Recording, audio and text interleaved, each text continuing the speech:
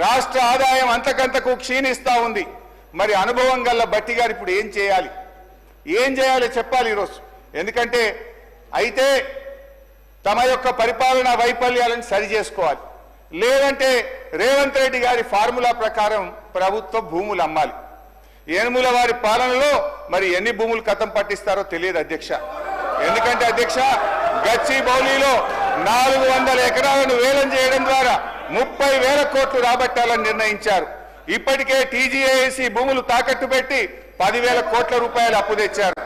ఇప్పుడేమో హెచ్ఎండిఏ ఆస్తులు తాకట్టు పెట్టి మరో 20,000 కోట్ల అప్పు తెస్తామని మొన్ననే అసెంబ్లీలో సమాధానం చెప్పారు. హెచ్ఎండబ్ల్యూఎస్ఎస్ జిహెచ్ఎంసీ ఆస్తులు తాకట్టు పెట్టి మరో 20,000 కోట్లు అప్పు తెచ్చే ప్రయత్నం చేస్తున్నారు.